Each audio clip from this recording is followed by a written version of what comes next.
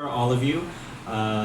YouTube is what brings us all together in this room, and I just want to ask if you have any lasting, parting words or pieces of advice for everyone here. So, I mean, for a bit of context, we have a wide range of YouTubers here. Everyone, though, has at least 1,000 subscribers and potential to grow and keep moving forward. So, what would you say to these guys as they continue on their journey on their platform? Say anything. I guess really love the type of content you put out, because a lot of people have been when they see that my channel has been getting a bit bigger, they ask, "Hey man, I want to be a YouTuber also. I want to make money." And I'm like, once they say that, I'm like, don't. Yeah. Because, like I said, I uploaded my first video and then I let it be.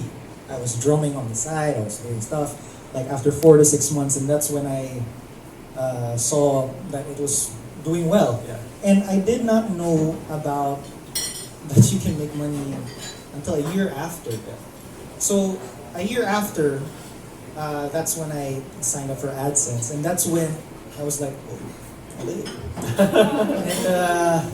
And it took That was the exact reaction, right? It took that long. My whole perception of doing YouTube before signing up for that was because I like shooting silly stuff. Anything to wear my costume was a good thing, and I'm lucky enough that it was just nice timing. Yeah. I wasn't there because I wasn't, after every video, I'm not looking at the analytics. Oh, how much did this make? Okay? It was the genuine love for the genre was there at the start. Yeah. And then I'm just lucky enough that 2 years later, this is what I do full time already. Yeah. It's nice. Awesome. For me, you said there's a great breadth of different YouTubers here. They all do different variety of content. At the end of the day, you look at a video, you ask yourself, what exactly does a consumer or someone that's watching it get out of it, right? Is it practical information that you can take at home and actually use in your daily life? Is it purely for entertainment value? What exactly is your video going to do? But the one thing that connects all the videos, and the only videos that do really well, are videos that have a story behind it. So what I always tell people, the most important part of doing YouTube or videos is you're basically a storyteller. Whatever your story might be, you need to know how to put that together in a way that makes sense, that is either entertaining or practical. But if you're just thinking, okay, I'm just gonna upload video and I'm gonna make money and get views, it doesn't happen like that. So what for me was the biggest challenge in YouTube was kind of figuring out who I was, what I wanted to do, and what was the voice that I kind of wanted to put out there, and what value could I bring to people's life. And once you have that figured out, it's so much easier to create content, because in the beginning, you do everything by yourself, 100%. Like you said, you edit it, you do the graphics, you shoot it, it's shaky, it's blurry, whatever, but some of my best videos were the worst shot. And I've also shot videos where we spent hundreds of thousands of pesos on the production value, and they did really badly. So it's all about just building a story, regardless of what equipment you have and whatever skills that you might have. Yeah, because I mean, at the end of the day, that can always come through regardless of the level of production. And for your channel, what would you say is your central mission or story or theme that you're trying to put out there? For me, it's always been about helping people. I know it doesn't seem like that in the grand scheme of things, but then I started all my videos for weight loss, mostly. And then I started doing travel videos just to see, one, it's fun to do, obviously. Yeah. But travel videos just to see what kind of production value we could make, and if we could go to the US and stand in front of a Food Network or Discovery and be like, hey, buy our content. Yeah. And then once we got to that point where we felt professional enough, then we're like, okay, now we have the platform, we have the voice, and we have the technical capabilities of doing great content.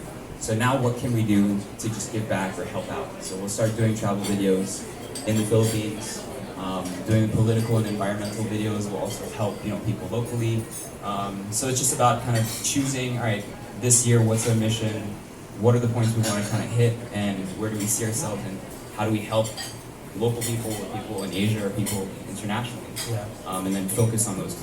One thing I really like what you said is you sort of enumerated the steps that got you to this point, and you know it doesn't happen overnight, like you said. It's the culmination and accumulation of the various steps that get you to whatever your goal is. So if you have a goal of reaching 1 million subscribers, know that it's going to take time and effort, and that it's going to be a bunch of little factors adding up. It's not you can't buy your way to 1 million subscribers or 1 million views. You can't buy your way to influence, but you can work on the little things each day to help you get there. So thank you. I think you see a lot of channels with 300,000, 500,000, millions of subscribers, and people are like, oh, it must be so easy. But like you said, there's 400 hours of video upload of minutes of video, 400 hours of video uploaded every minute. Yeah.